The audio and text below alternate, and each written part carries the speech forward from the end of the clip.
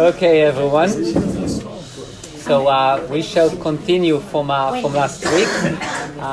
Just would like to say that all shiurim today are being dedicated by Mrs. Hoch in memory of Keila Bat HaChaver Moshe Mordechai Zichrono Livracha, and she wrote that Hitler robbed her of Jewish education, and she spent her life catching up, attending shiurim, and proudly supporting her family's efforts in Limud Torah. So it should be for Ilui Neshama for him, and also for Mel David, our friend Mel David, by his entire family, and we'll remember him coming and attending our shiurim. So Bezrat Hashem Sheyeh Leilui Neshama.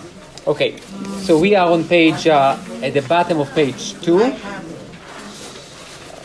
At the bottom of page 2, and we are still with the first encounter of Shimshon and the Plishtit.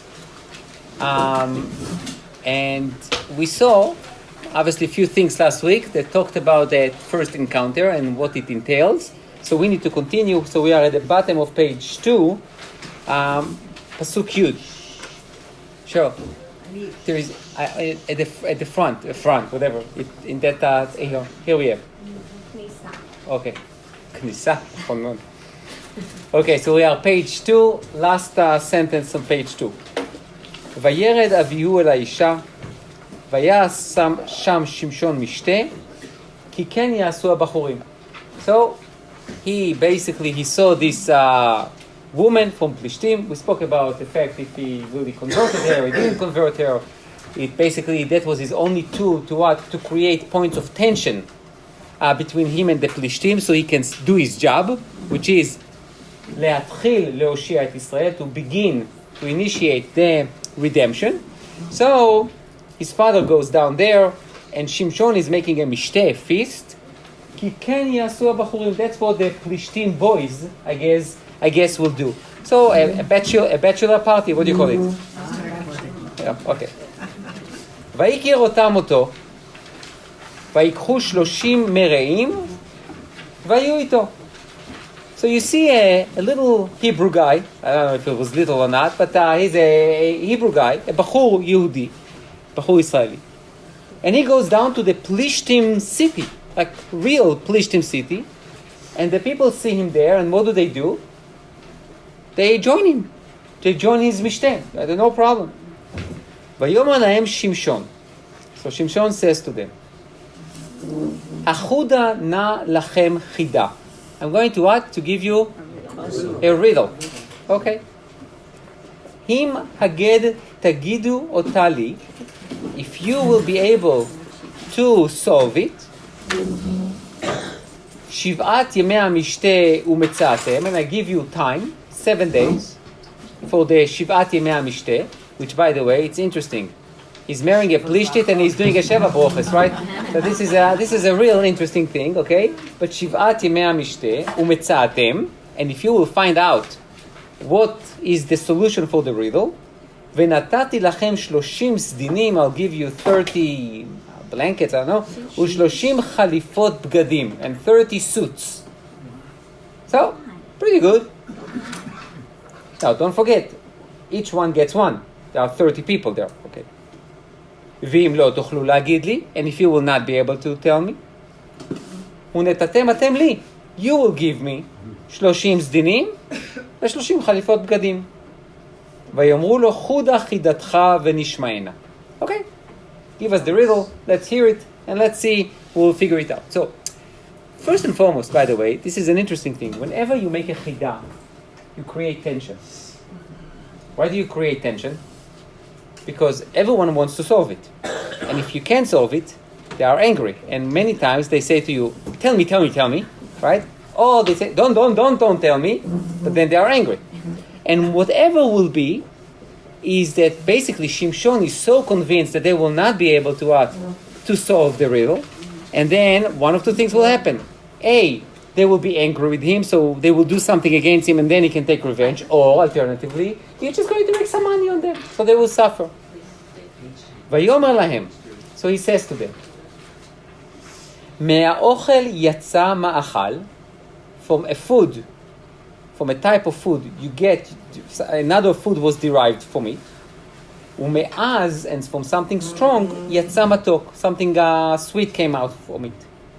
ולא יכלו להגיד החידה 3 ימים. So they are thinking, trying to think, for 3 days they can't find out. ויהי ביום השביעי, so on the 7th day, ויאמרו לאשת שמשון, and they told Shimshon's wife, פתי את אישך, try to seduce your husband, ויגד לנו את החידה. And he should what? He should tell you the riddle, the solution, and he who obviously going to tell us, פן נשרוף אותך ואת בית אביך באש, הלא יורשנו קראתם לנו הלא? Now, before we go into all the מפרשים, something very interesting. Can you please? I will translate. Very good. I will. On the I remembered from last week. On the 7th day, they told Shimshon's wife, seduce your husband so he can tell you the answer, because if not, we will burn you and your family and your house alive. So, because if not, he is going to what? To cause us a financial damage. What? Did you bring him here to cause us damage? So when you think about this pasuk and the reaction, it's very interesting. First and foremost, for 3 days they couldn't find out the riddle, right? The solution. So, but they are waiting another 4 days, and only on the 7th day, they go to the wife. Why dafka? Why specifically on the 7th day? Why not to go to the wife on 4th day, 5th day, 1st day? Because maybe they thought they could solve it. Oh, so after 3 days they didn't figure it out, but still they had 4 more days. So why not to go on the 4th day? So that's question number 1. Second question is, like, that's not fair. Like, you signed a deal with Shimshon. He says, if you can find out, I'll give you 30 blankets and 30 suits. And if not, you give it to me. So now you don't know how to solve it. So now you are going to use threats. And see, just 1 second. Where is Shimshon? Where is Shimshon? Meaning, if he was there, how can they speak to his wife while he's there? He's not there. So maybe he's not there. Where did he go? Okay, what? He just left his wife in the Sheva Brachot. So let's see what's going on, at least according to the Mefarshim. So for example, if you look at Metzudat David, he says, Bayom HaShvi'i, on the 7th day, Lo liyimei hamishteh. He doesn't talk about the 7 days of the party, of the celebration, but rather, אלא על יום השבת יאמר, והיה רביעי לימי המשתה. So Susie, you were right. After the 3 days that they couldn't find the solution, on the 4th day that happened to be on what? On Shabbat, they came to his wife. Now, where is Shimshon? So he says, ובעבור כי בשבת לא התמיד שמשון לשבת עמהם. On Shabbat, Shimshon says what? I'm going to my mom, right? You don't know how to create a gefilte, make a gefilte fish, right? I'm going home. מצאו מקום לדבר עם האישה. So they found time and space to want to speak to the wife. Now, this is something very interesting, because I'm not that interested in the children. I'm very interested in the fact of what? That Shimshon couldn't stay with Plishtim for Shabbat. So now, we spoke so many times, he left her. Now, we spoke so many times about his split personality, to some extent. The guy dwells with the Tuma, Plishtim, not Jewish woman. I don't know what kind of a celebration they do. Shabbat comes, I'm going home. Okay, I'm going home. I'm staying with my family. Now, it also means what? Interestingly enough, it also means that now we have some kind of glimpse to Shabbat at the time of Tanakh. Because we know that many of the prophets basically rebuked the Jewish people for what? For not exactly keeping Shabbat. And here, I don't know exactly what his parents did, but at least he understood, I'm not staying here for Shabbat, that's for sure. I'm going what? I'm going to my house. So this is a very interesting one. Sure. What is she going to do there? She's not Jewish. He's not going to bring her with him, because I would assume that what? I would assume that she is not that welcome in the Israeli cities. And also, again, I'm not so sure how much the Plishtim, came to visit the Israelites. And especially as a woman, whatever, and maybe also her parents told her, you're not going anywhere, you are staying right here. Also, in addition, I don't know how old she was. She might be that she was a minor, and the parent says to her, look, you can't go anywhere, you are staying here. So all the above, but it's interesting to know that there was some kind of a Shabbat in the time of Tanakh for those for Shimshon, and he preferred to go home rather than to stay with his wife. Okay. Vatevch eshet Shimshon alav. So Shimshon comes back probably Motzei Shabbat. Right, Saturday night he comes home, and his wife starts crying. Vatomer rak snetani velo ahavtani. You only hate me, you don't love me. Why? Not because you left me for Shabbat, but rather, Hachida chadeta livnei ami. You gave a riddle to my people. Veli lo igadeta. And you didn't tell me, I am your wife. You should definitely what? Tell me the answer. Vayomer la, inne le'avi ve'le'imi lo igadeti. Vela chagid. I didn't tell my parents. You think I'm going to tell you? Do you understand how skewed these relationships are? Okay? They are terrible. Basically, he says to her, I married you, but I prefer my parents. Okay? They can spend a lot of hours in the psychology, with a psychiatrist or psychologist. But the thing is that there is no question that basically says to her, I marry you not for you. I really marry you in order to have an in into your people. But look how she also defines the relationship. She says, Bnei Ami, my people. And he says to her, my parents. So where is she basically between these two? I don't know. Vatev chalav shiv'at hayamim asher haya aleim hamishteh. So she's crying, and for not 7 days. Now we know it's 3 days, right? After the third day, they start nudging her, and that was on a Shabbat, which was probably the 4th day. So she is crying to him from Motzei Shabbat until Tuesday. Okay, non-stop. You don't love me, you don't love me, you don't love me. Okay. Asher haya aleim hamishteh v'hi bayom hashvi'i, and on the 7th day, vayaged la. Ki etzikato, and he told her, because she what? She bothered him. Must speak. Vataged achida livnei ama, and obviously she went back to her people and she told them. Now, it's interesting because here we already. No, she didn't tell him about the whole thing about burning the house. Very good. Because he's strong. Does she know he's strong or not? Okay, very good. All questions are good. Question was, she never told him about the threat. And B, why does she trust him? He's a strong, we think he's a strong guy. And maybe she doesn't know yet, because we don't know yet. He didn't even tell his parents about the lion cub. So no one knows about him. This is just a guy who got married with a Plishtit. And by the way, it seems to be from the Tanakh that it was probably not that rare. Meaning the Plishtim were willing to what? No. To intermarried with the Israelites. No, Jewish boys were always in demand. They were not Jewish yet, they are Israelis. Hebrews. So the thing is what? Is that the idea is that it seems to be that there was like some kind of acceptance. So I don't think that she knew about the strength, but she's asking him to tell her a secret, and she herself does not give him a secret, which is the threat. So you wouldn't tell her. You wouldn't tell her if she said what the people want to know. No, she could have said, "Look, they're gonna kill me. They will kill me and my parents." So tell them the riddle. So the thing is that so that's one. Second thing is we also already see Shimshon's weakness when his wife start bothering him. He is not that strong to say no. And obviously he joins a list of very brave men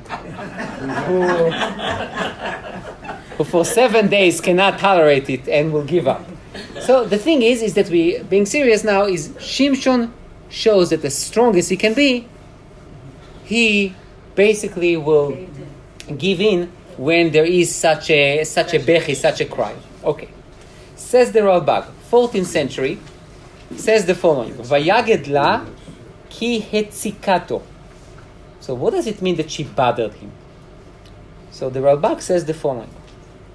אפשר, maybe, perhaps, שיהיה הרצון בזה, that the meaning of it, שמרוב השתדלות בזה עמו, מלאה אותו והציקתו, עד שלא יכול הציל שלא יגיד לה החידה. Which means, one option, what does it mean to bother him? That she drove him crazy. Every minute of the day she cried and she said, you don't love me, tell me. Okay, so that's one way. Or, perhaps, another possibility, יהיה הציקתו בעניין המשגל, כי כשהיה תובע אותה הייתה מונעת ממנו בעת שהיה יצרו תוקפו, I will translate in a minute, וכאשר לא יכול לסבול זה, הגיד לה את החידה. עוד שבטרם יבוא השמש ביום הזה נשלם לאנשי העיר עניין אגדת החידה. Translating. Or perhaps she would not cry every day, every minute, you don't love me. But when they will be intimate, then when he would like to be with her, she would say, see you later. And he could not bear that anymore, so he wanted to be with her. So therefore he had to tell her the riddle. Now, what do we see from here? What's the difference between the two opinions? The two opinions in the Ralbag. Like, it could be enough, the first one, right? Why do I need to go to the second one? I think that there is a huge difference. The first one is talk. So if I say that Shimshon couldn't really handle the cries and the you don't love me, look, I understand it, but it's not that strong. The second opinion, the second interpretation is much stronger. Meaning Shimshon understands he cannot be married to her and he doesn't want to divorce her, and she's his card into the Plishtim, so he needs to what? He needs to give in. But is it worse to, I'm just thinking about, I wear Shimshon's shoes. His wife, Philistine, called my people. She doesn't even tell him the whole truth. She called my people's sake. Shimshon knew it, the nuance, but is it worth to give up his people's safety just for one woman's plea? No, it's not his people's safety. You will see what he does in order to get this prize for them. But he doesn't care about it. He doesn't care to lose. He just didn't want to say the riddle. I will just say one thing.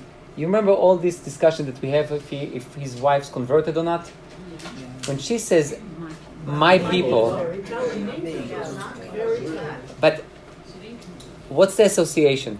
Ruth, יפה מאוד. עמך עמי ואלוקייך אלוקי. Ruth says, my people are your people. Your people are my people. And she says, my people are my people.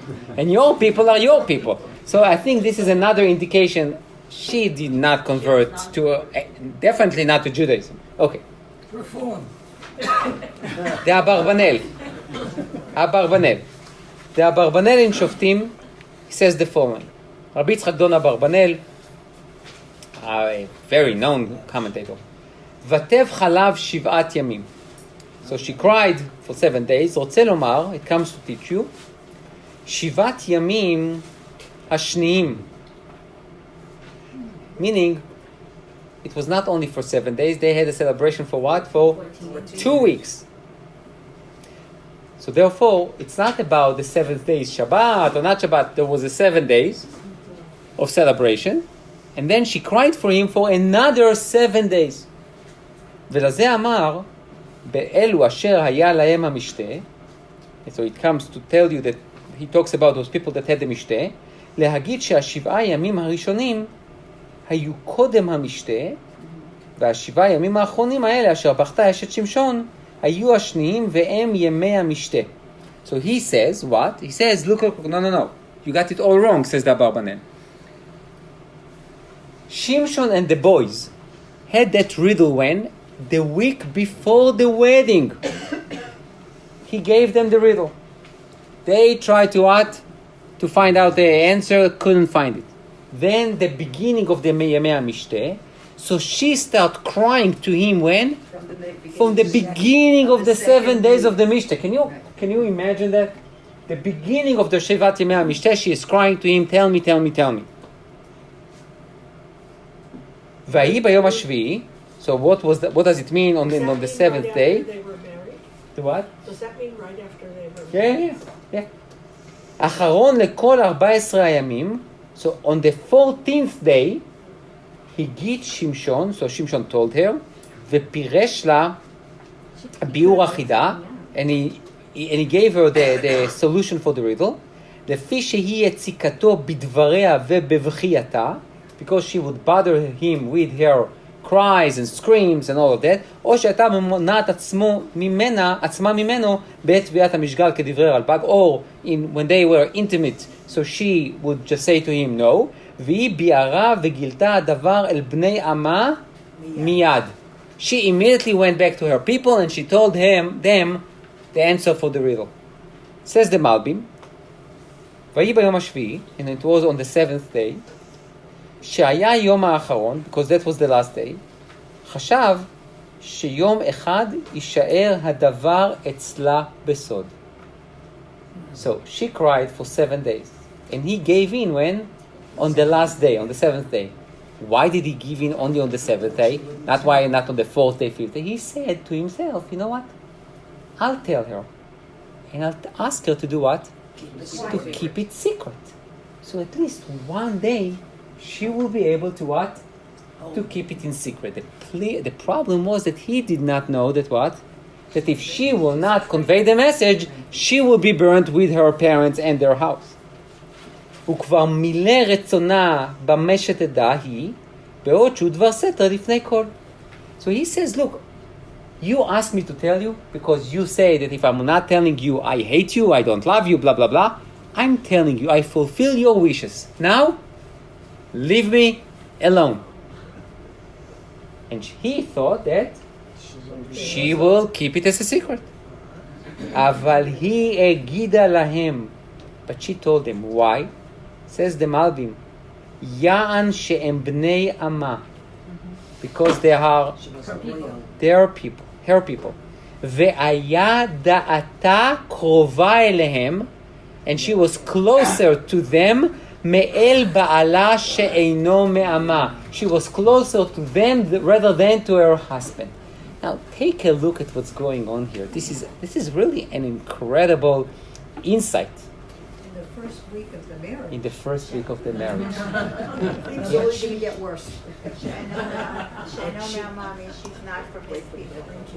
That he is not from her people.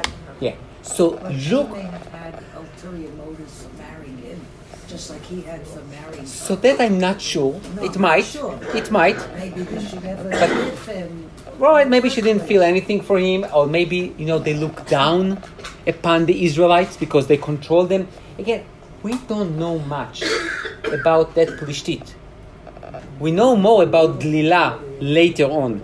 This woman, we don't know too much. I can tell you one thing, that if the city or those 30 guys can threaten them that we will burn you alive, it means that they were not the most respectful or the strongest family in Plishtim. Now, but it might be that they were very strong, but those 30 boys are stronger. So I really have no idea of where did she come from? What was the status of the family? I don't know anything about it, but I can tell you one thing for sure, is that she definitely didn't love Shimshon. And by the way, I don't think anyone asked her if she likes him or not. Don't forget, it's ancient times. If the parent says that you need to marry so-and-so, no one is really asking you if you like him or not. That's A. B. What I'm really not sure, and that I think can influence the story, is what was the Philistines' view on intermarriage. Not what is our view. What is their view? Would they look down upon a family that, but she was asked what, you didn't find any Plishti? Or they said, oh, shkoyach, you found a good Jewish boy. I don't know. But definitely we see, and the Malbim says it in a very very direct way. He says basically it was all about nationhood, not about marriage, which is very interesting. Do we know why Shimshon married her? Yeah. The what? Do we know why Shimshon married her? So I said in the classes before, that was basically a ticket in in order to go and to create points of tension between him and the Philistines. So, ויאמרו לו אנשי העיר ביום השביעי. So now it's אנשי העיר. So do you see that? It's the people of the city. We talked about at the beginning about 30 boys. Now it's become what? The talk of the city. And why? I guess those 30 boys will go to everyone and ask them the riddle, right? Can you tell me? And no one knew. But now, after they knew the answer, so they told it to the entire city. ויאמרו לו אנשי העיר. By the way, another Tanakh association, אנשי העיר. סדום, יפה מאוד. You need to listen to the Tanakh. You need to listen to the Psukim. אנשי העיר, whenever you talk about אנשי העיר, it's bad news. Okay? ויסובו אנשי העיר על הבית, that's סדום. Okay? Also אנשי העיר in a different place. If I'm not mistaken, I'm almost positive there is אנשי העיר. Shechem with Dina. And one more time.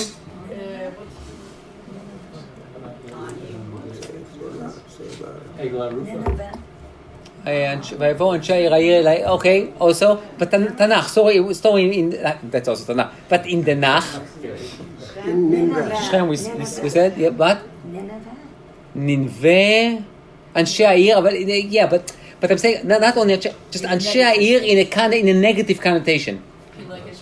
יפה מאוד, פילגש בגבעה. פילגש בגבעה, the story with Binyamin, when they took someone's concubine and they cut her to pieces, whatever, terrible thing, whatever, but that was אנשי העיר. When you hear אנשי העיר, that's bad news. ויאמרו לו אנשי העיר ביום השביעי. So they told him on the seventh day, בטרם יבוא החרסה. Okay, I guess before he came to that place, Harsa, or maybe it was a meeting place, I don't know what is a Harsa. מה מתוק מדבש? So they give him also a riddle. What is honeyer, or sweeter than honey? ומה עז מארי? And what is stronger than a lion? So here we got the answer for your riddle. מאוכל יצא מאכל. From a lion you have מאכל, the honey, and this is the az yatsa matok, from a strong thing, and something sweet came out.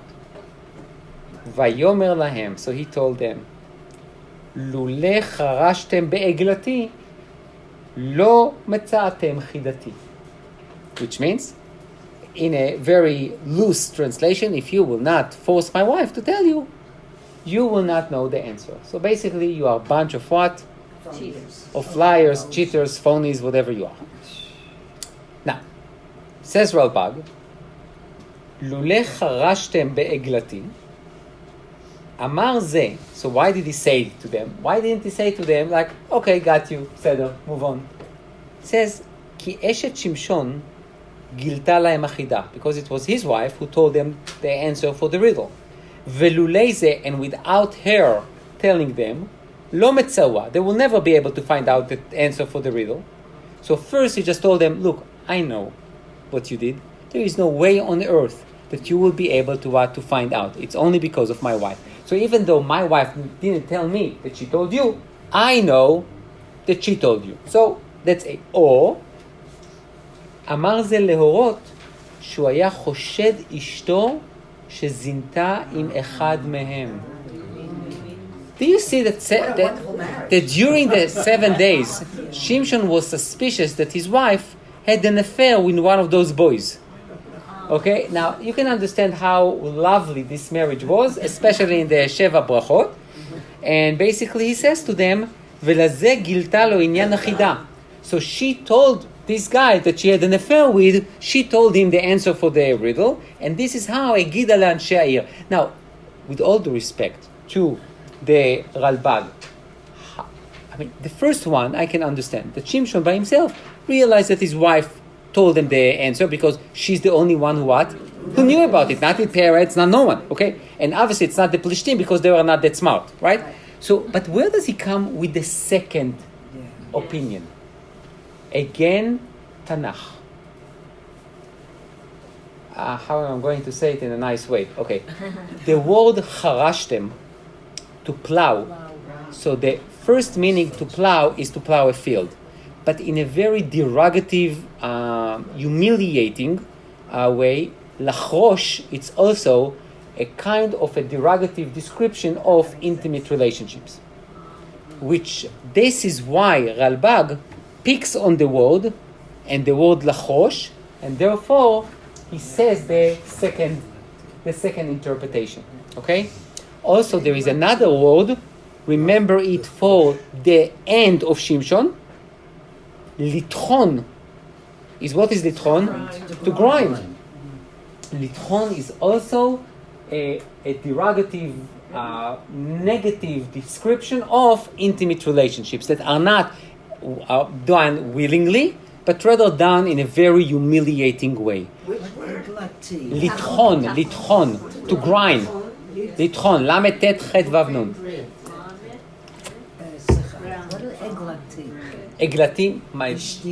Yes. Also, that's very derogative. This is very derogative as well, nachon? I know. And Yeah. And maybe Egla also, like, no. he went to So- another place. no, don't forget the prophets. When they describe even Knesset Israel, they call it what? Mitzrayim, Egla Yefeifiya Mitzrayim, a beautiful calf, Egypt, which means Egla. We look at that as a calf, okay? But CALF. So the thing is that Egla was probably something like that shows beauty. So it might be Egla like my beauty, my wife, or a derogative way to look at her and basically look at her. She's like basically a cow. Look at my cow. Okay. Everything that was not politically correct that I could have said today, I think I said it, and all the mefarshim, and Baruch Hashem, it's all recorded. So Baruch Hashem, we got it right. Okay. Yeah, it's there, so it's not exactly in front. But Shiva boys don't study Tanakh. yeah, that's true. Yeah. But I really want. Part of what we did is that really to show the sensitivity to the words, and more Tanakh you learn, and more of the roots you learn, you understand by yourself how the Mefarshim picked on it. And when you look at it, say like, I'm doing that with you. We've been going a little slower than I planned, but I think it's important because when you see a commentator say something like that, you need to ask yourself, with all due respect, where did he come from? Where does it say that Shimshon was suspicious that is Lulei charashtem be'eglati? Now, also something that you need to think about. There is one option that Shimshon does not bring as an option. If you would not threat my wife and her family, she would never tell you, right? He does not bring that up. Why? Not only that, because he could not imagine that they would say something like that to their own people. So now it reminds me Hamas. Okay, Plishtim. Which means Shimshon himself says, I understand pressure and you don't want to pay up for what you are committed to. But okay, so you might, maybe my wife just felt a connection to you, or maybe she had an affair with you, so you seduced her to tell you the reason. But I would never imagine that you will threaten her own life. Answer is, welcome to Plishtim. Okay, I hope I'm not going to be sued in Hague now. Okay. So, ותצלח עליו רוח השם. This is the Pa'amon. You remember the Pa'amon, the bell? Okay, from time to time, the Spirit of God goes upon him. It's more than a palmon. It's lachala. It's not a palmon. It's sometimes it's the sometimes. We saw ותחל רוח השם לפעמו. We said it's like a bell. It has this thing, and from time to time. So this time, it came upon him, ותצלח עליו רוח השם. So this Ruach Hashem, the divine spirit, just comes on him. And what does he do? Vayered Ashkelon, he goes down to Ashkelon. By the way, Ashkelon was very close to where the Plishtim were. The Plishtim were always in that Retzuat Chof. Always.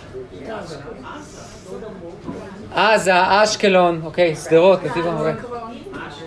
Vayach mehem 30 ish. So he goes to Ashkelon.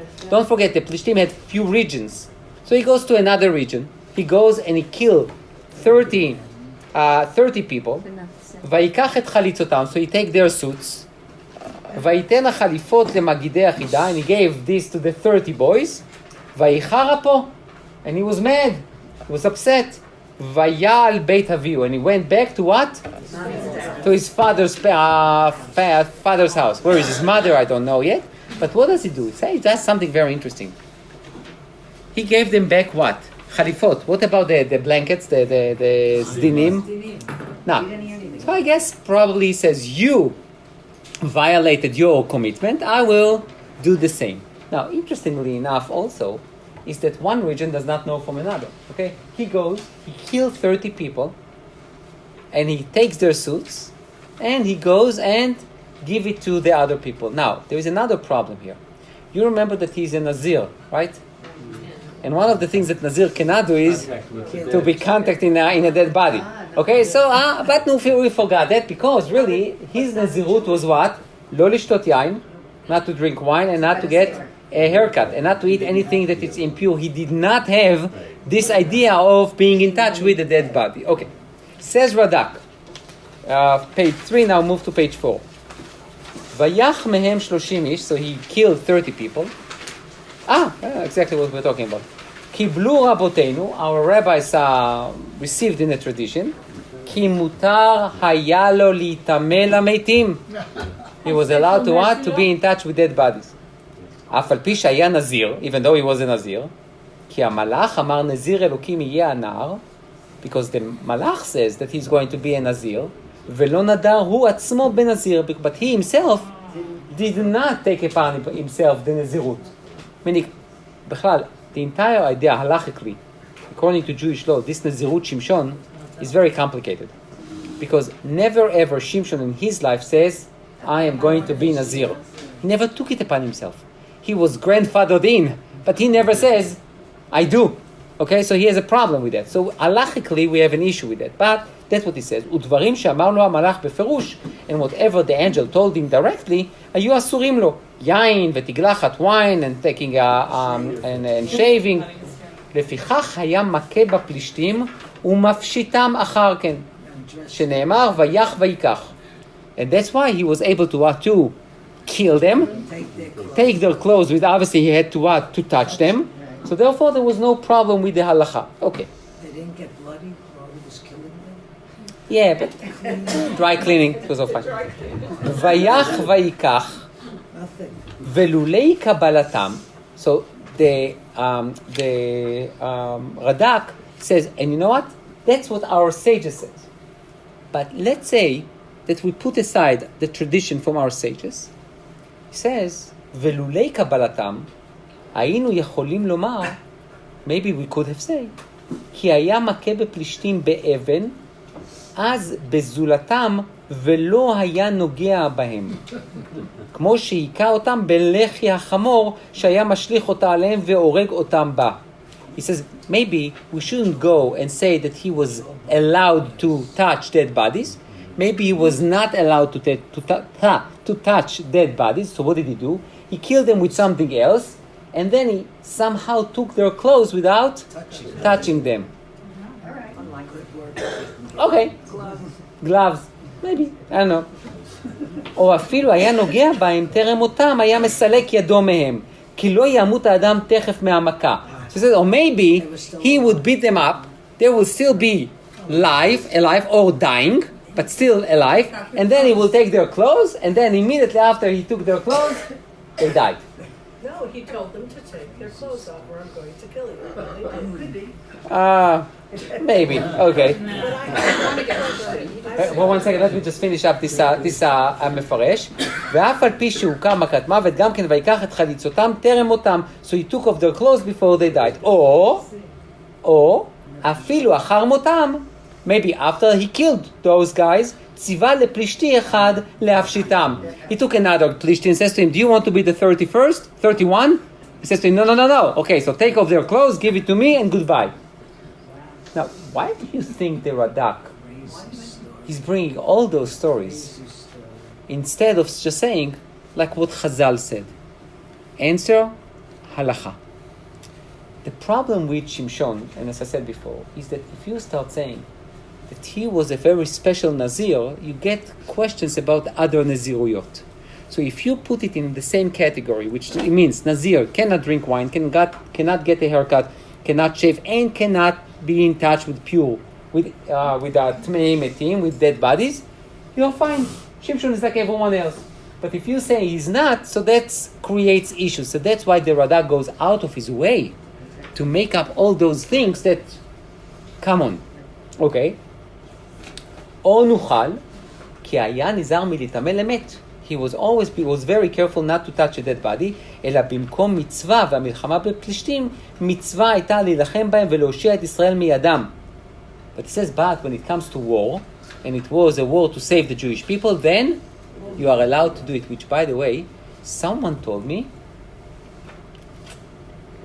that in England, in the First World War, some Kohanim came to the commander, or whatever it says, and they said, we cannot go to war because we are Kohanim and we cannot be with dead bodies. So they sent it to the Rav Adler, who was the chief rabbi of England. This Rav Adler was ordained in Germany, and then he came to England. I don't know if you know a little bit about England, but that was in the beginning of the 20th century. And he said, no, Kohanim can go to battle. What was his proof? Shimshon. No, it's not Milchemet Mitzvah. That was a war between the... I'm here.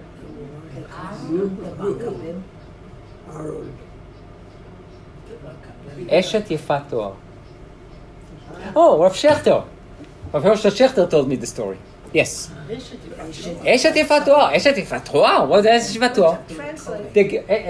The pretty woman that you take in captivity. That you are allowed to take a woman in captivity in a war. Because the Gemara talks about, can a Kohen take this woman as a wife? Now, because she is like a convert, a Kohen cannot marry a convert. So from the fact that the Gemara discussed, that's what Rav Adler says, from the fact the Gemara discussed the fact that if he can take her or not, how he got there in the first place, answer is he went to war. And because he went to war, here you got allowed. Now, I'm not sure if those Kohanim liked him after that, but that Rav Shechter didn't tell me, but that was the story of Hershel Shechter, who was here last week. He told me the story. So this was the idea of the Kohanim going to war. So basically, he says, in the time of war, they can go. By the way, in Israel, there is another halachic issue. Can a Kohen who killed in war can be noseh kapayim? Yedechem damim aleu, right? Can do an Nesiyat Kapayim, Birkat Kohanim. Can they do the priestly blessing? And the answer, Rav Ovadia, Zichron Livracha, and many others, they says obviously they can because it was what? A Milchemet Mitzvah. So they didn't kill anyone. They saved lives. They had to kill. But this is a different thing than doing that just like that. Is there an issue with the garden coming off the knees, shaming too? So he said they didn't die yet. That was a second before they died. One of the answers was after his death, number 31. But I think that he said, if we take 1 second. You're saying that the Bgadim become Sheni L'Tumah. I'm not sure if a Nazir cannot, he's Muzhar לא להתאמה למת, but not to Sheni L'Tumah. Yeah. He just went and killed 30 guys just like that. What kind of person was he? Shimshon? Yeah. Do you think he's going to pay it from his own pocket? No.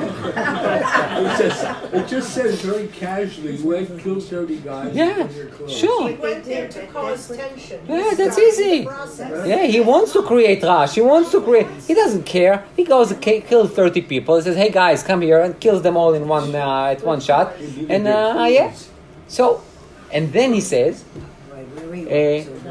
ומהשם היה הכל, כמו שכתוב כי מהשם הוא, everything came from God, I mean everything was, all these circumstances came from God, והנה קיבלו רבותינו ז"ל כי נזיר מטמא למת מצווה, and our sages says that what a nazir can be מטמא למת מצווה, so that's obviously if someone died without any relatives, a Kohen Gadol also is going to impure himself and to touch, and this is by the way an incredible, just in terms of hashkafa. You see a dead body, you see a dead Jew, and he has no relatives, there is no one to take care of him, even if it's a Kohen Gadol that is on his way to make Pesach, or is on his way to do the Yom Kippurim service, he goes and he impure himself for this dead Jew. Okay. Says the Ralbag, I just want to finish up today these sources. Says the Ralbag, ובגבורתו היכה 30 מפלישתים באשקלון, with his strength he killed 30 פלישתים in אשקלון, ולקח את חליצותם, and he took their clothes, ונתנם למגידי החידה, and gave them to those people who solved the riddle, וחרה אף שמשון, and Shimshon was angry, על רוע תכונת אשתו. His wife was what? Bad. She was evil, she was not loyal. ועלה בית אביהו. And he went to his father's house. וכאשר ראה אביה כי עזבה שמשון, and when her father saw that Shimshon just left her, החזירה לסורה, he gave her to what? To someone else, ונתנם לאישה לאחד מן החברים, אשר ראה לו שמשון בשבעת ימי המשתה. What does he do? He gave this woman to one of those 30 boys that Shimshon invited for his feast.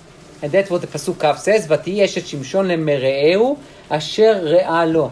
Do you understand the cruelty? You have those 30 boys who came to the feast. Shimshon gave them the riddle. They didn't know, so they threatened his wife, or they had an affair with his wife, I don't know, whatever they had, okay? So then the father, what does he do? He takes this wife, and now, Shimshon left her. And I don't know, maybe when he slammed the door, okay, he also told her, Stay with them. he gave her a few blessings, okay? And then he slammed the door.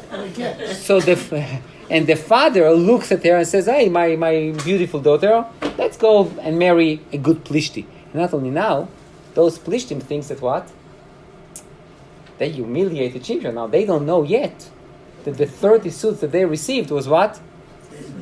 That they were used, right? They are yad shniya, right? Second hand. They are handy, what do you call it? Hand down. Yeah.